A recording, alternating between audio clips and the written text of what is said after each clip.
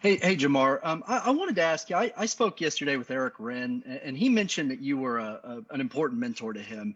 And I just wonder, given your sort of long and winding coaching career that you've taken to get here, how important do you view that aspect of coaching, of being there for the younger guys like that? The younger coaches, especially, like I just always want to pay it forward, and just take a little bit out of my time and just give them a little bit of nugget here and there by not being overbearing, but just kind of whispering a little nugget here and there. And because I came up in this profession with some really good coaches along the way. Derek Mason, for instance, the old head coach at Vanderbilt. When I was a young coach at Ohio University, I actually lived with Derek for a long time when I was a grad assistant. And, just listening to him and listening to the way that he interacted with his players and everything, it just really struck a chord with me. And, from Frank Solich to Jeff Tedford to even Chris Kleiman, just all these guys, just listen to how they mentored young coaches. And even me, when I was young, I was way young. I'm old now, but when I was a younger coach, just how the stuff that they helped me with. And I just feel like it's part of the profession to help and pay it forward and help these guys along their journey. Thanks, Jamar. No worries. We'll go to Eric Bailey, Tulsa World, and then Ryan Aber. Hey, Jamar, thanks for your time. It's good to see you again, man. Coach Grinch, we talked to him and he mentioned John Michael Terry's departure and how that opens up just so many snaps for that position group. How much are you seeing just opportunity feed those guys? Well, it's, we were sad to see JMT leave, but, it opened up over 300 snaps in that room. That's what John had played last year. So, with the movement of moving Marcus Stripling over there and then a Brennan Walker, then a Clayton Smith, like there's a lot of opportunities over there just to get snaps. And Nick is a kid that knows his limit, which is good because sometimes you get kids out there that want to play for 8 to 10 plays straight. Nick knows he's a 5 to 6 snap guy. Then the next guy comes in. So really, if you break down the reps last year, there's a differential of seven plays per game between Nick and John last year. So those guys see there's a lot of plays out there to be made, a lot of snaps out there to get opportunity. So it's a healthy competition in that room right now. And we're between Grinch and I, we just love the competition where it's at. Thanks so much. Have a good week. You too. Ryan Aber of the Oklahoman, and then Mason Young. Appreciate it, Jamar. I want to ask you about one of your freshmen that you've known for quite a while, Nathan. Yeah. What was that recruiting process like? And just what kind of growth did you see from him, given especially how early you were on him when you were over at Arizona State? Well, the interesting thing about Nate is Grinch and I were on the same page when I first got here about we wanted basketball players. We want long, athletic basketball players, and Nate checks several boxes for us, being a very long kid and very athletic. And when I first saw Nate, I remember I was at his high school and to see this kid walk down the hall, I was like, "Oh my word, who is this?" And I knew his high school coach, Houston Lillard, for a long time. It's Damian Lillard's older brother, so I've been knowing that family for a while. And they just said, "Hey, this kid's got an opportunity to be a really good really good football player." And he just kept getting bigger and bigger the closer he got to me, and I was smitten by it. I just fell in love right away. And then just to see that, he was a blank slate, and a lot of these kids come in with different techniques and everything they learned from high school, and we got to break it all down and try to teach them our new techniques. But Nate was such a blank slate, even in the weight room with Benny and those guys. He's just so raw and so young, and I'm confident in my coaching ability to be able to get him over that hump. And I just told him here a little bit ago, it's going to take a while. It's going to take a year or two because this growth, it's new. So with it being new, you got to just trust the process, trust that you're going to get hit hard, trust that your pad level is going to be bad, trust your eyes are going to be bad. But once it clicks, it's going to click, and we're very excited about Nate. Just a quick follow-up. So sometimes it can be, I don't know, want to say an advantage, but there are some benefits for his lack of experience in this. Oh, sport. Yeah, totally. Sorry to cut you off, but no, there's a lot of advantages for his lack of playing ability right now, because everything is new to him. So what I'm telling him to do is just, he's only heard it from one way, and that's being me. Instead of me trying to conform to what their high school coaches taught him, and then trying to the high school coach may taught him something, and I'm trying to switch it, but I'm trying to use the high school terms first, then transition into my terms, so the transition level is quicker. But just knowing Nate for so long, and then with the COVID era where the guys couldn't get out here on a visit, I thought our relationship relationship grew from there because he was able to come here, commit here, sign here without ever taking a visit. So that's the trust level when it comes to recruiting too. Appreciate it, Jamar. No worries. Go to Mason Young, OU Daily, and then Bob Prisbillo. Yeah, Jamar. I mean, obviously, you have your experiences at North Dakota State and Fresno State and those places, and I'm sure those stick with you as you move from place to place. But what was something that maybe you had never experienced before that was kind of different that you experienced during your first year at OU? Well, that's a tough question because you had the whole pandemic where you just left your players. I think what stuck with me was fostering relationships with these kids, because I was only here for like a month, and trying to get a Nick Benito just to believe in me and trust in me and trust that I'm what I'm teaching them is right, because I didn't have the time to build that relationship. So everything was over the phone, everything was over Zoom. So I thought it was like just building trust level, because I always had the trust level with the kids. You always get that during spring, and then in the fall those kids can take off. But I thought just taking the time just to know those guys, understand what they're about. And even Ronnie Perkins, he had his suspension at early in the season, and just be able to get the trust with him. Okay, Bob Prisbillo, Sooner Scoop, and then John Hoover. Jamar, you mentioned Marcus Stripling. What makes you guys so confident that type of move is going to work out for him, and how has he adjusted to it? Well, he's learning it. He's learning it, and the adjustment is going well so far. He actually had a really good practice. I was flying through practice just before I came in here, but he's actually getting better every single day. And we think Marcus is a 4.5 kid, and he can run. He's athletic. So he's in that mold of Nick. And I think he's kind of hit his ceiling on gaining weight to be that 260 kid that we thought he would be. So that's the beauty of Grinch's defense. We're not going to put you there. We're going to adjust the defense to you. So we moved Marcus over. And the only true difference is he's going to be dropping in coverage a little bit more, and he'll have a little bit more freedom on his pass rush stuff. But I think the move was actually really good. It was a Coach Grinch and Coach Riley decision, but they both said, "Hey, Jamar, how about we move Marcus over there, see how he does during spring ball? He can always go back to in." And I think it's been a healthy move for him. Okay, let's go to John Hoover, SI Sooners, and then James Hale. Yeah, hey Jamar, you were real eloquent on talking about your relationship and describing NRK. I wonder if you could expound a little bit on Ethan Downs and Clayton Smith, those other two freshmen.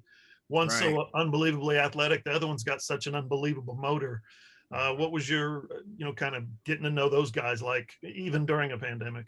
Well, I remember when I first got here, I sat down with Coach Grinch, and we just watched all the kids that we had offered, and we went through the whole list, and he wanted to see if I had liked them or didn't like them, and I liked both of those kids a lot.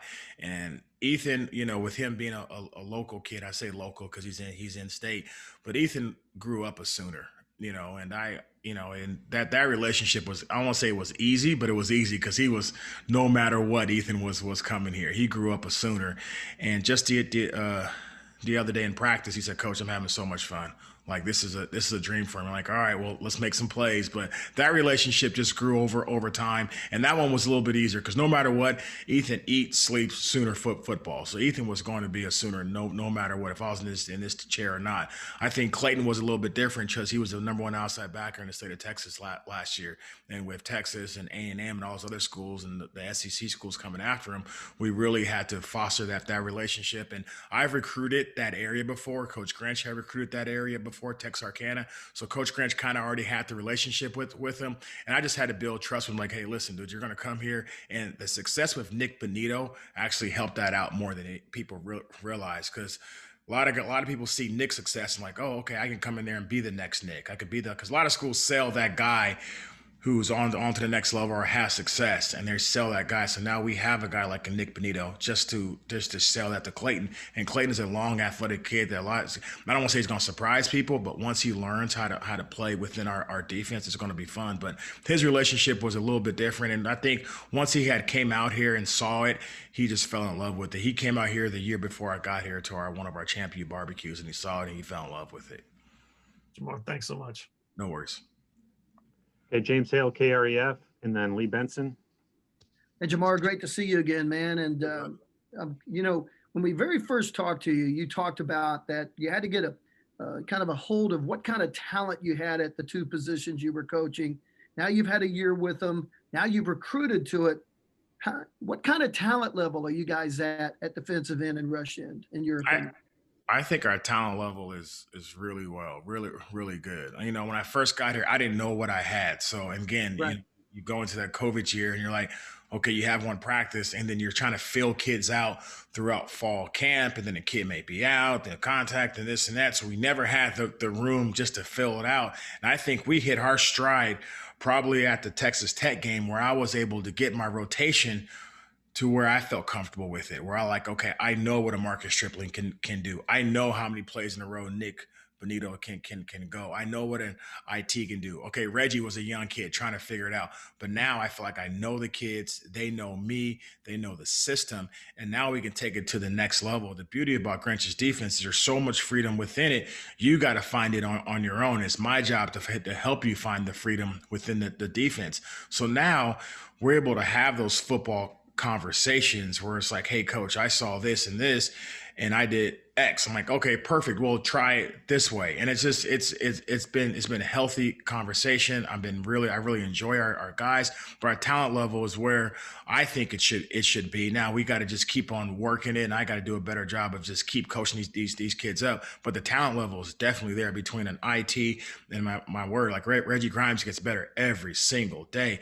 And then Ethan, like he just got his Speed D jersey today, and then Ethan's getting better. Then you got a young Nate. Then you go on the other side. Of course, we all know about Nick, but to see Marcus's growth, I've been so happy seeing Marcus's growth.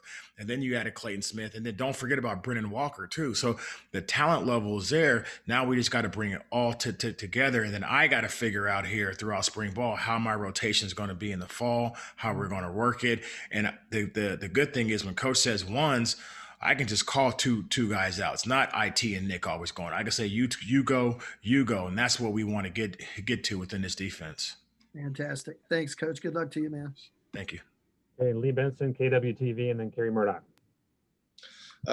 Coach, to follow up from what you're just talking about, you talked a lot about your guys already, and you mentioned a lot of the young players. I know Coach Grinch last week was putting a lot of high expectations on the incoming freshman class, and he kind of joked around and said, maybe not that smart, but he wants to challenge them. Right. From you concur that maybe this freshman class you have in here maybe a little more ahead of where normally freshmen are at this point? Right. Yeah, they are, because they, obviously they're here now and they're learning the defense, and then they, the NCAA's up the hours where we can actually spend some time with the kids. So with between film time and walkthrough time, and we're in year 3 of of this defense. Now the older guys know the ins and outs. So they're helping the coaching the kids up while I may be watching the play. I can hear a conversation behind me going on about the defense, and it's a great conversation. It's not a guy coaching a guy up the wrong way. He's actually telling them what to do and how it goes. And then I also got to do a better job of reminding myself that these guys are still in high school. Like they're still high school kids. They should technically be in high school. It's funny because Ethan Downs came up to me last week. Was like, "Hey, coach, can I go to prom?" And I'm looking at him like, "Huh?" And I have to realize like, oh, they should still be in high school. I'm like, dude, go to prom. Like, don't worry. You can take that Friday off. Like, you go to prom, get your corsage, have a great time. But he's still a college kid now. But mentally, they're still high school kids trying to learn the defense, and then I'm on them, and it's just all new for them. But it's fun, man. I'm definitely happy with all 3 of those freshmen. Yeah, it's funny. You in the middle before you start practice, a kid comes up to you and say, "Hey, can I go to prom?" I'm like, "What, prom?" So it's been fun. Thanks. No worries. Okay, last question, Jamar, will be from Kerry Murdoch, Sooner Scoop, and WWLS. Okay. Hey, Jamar, thanks for the time today. Really appreciate it. No worries. I'm curious, kind of, you go through COVID last year and you worry about kind of worst case scenarios and how it affects guys mentally. I was curious if you could talk about kind of what you saw from Coach Riley and Coach Tibbs, and even your own involvement with kind of working with Jalen, Redmond, and obviously he went through a tough situation, leading up to things being shut down and wasn't with the team, but getting them to come back even before the year was over. I mean, just how did you see the staff kind of handle that in a really good way last year? Well, I never really knew Jalen at all till about this year. And just getting and him and IT obviously are roommates and they're really close friends. And I have a great relationship with IT. So everything I was hearing was going on was through IT. But I saw Coach and I saw Tibbs just put their arms around this kid and just, welcome. I don't say welcome him in, but just keep bringing him in closer to him. And that's what he needed. And I would see him up here in the office. And I got to know Jay Red from just being up in the office, talking to Tibbs weekly, talking to Coach weekly, and I would just walk by him and be like, "You doing all right?" He'd just smile, and I'm like, "All right, just don't let nobody take that smile away from you." So he was in a good place, and not just see him out there at practice and see the energy that he brings, and smiles are infectious, and he's just got this biggest grin on his face, and he just seems happy. He seems like he's at peace now. Last year he just kind of, should I smile? Should I not smile? And just now he sees himself at peace. And I thought Coach Riley did a really good job, and Coach Tibbs did a good job. And I was the new guy last year, so I was trying to figure out like what is going on. Who's this kid? Is this kid any good? Yeah, like, I don't know, because I just didn't know anything. I really didn't pay attention to him and on film because I was watching those other guys. But just to see how those guys, it made me have way more respect for Coach Riley and Coach Tibbs, even to a higher level than what I already had. Just to see them, taking Jay Red through the tough times.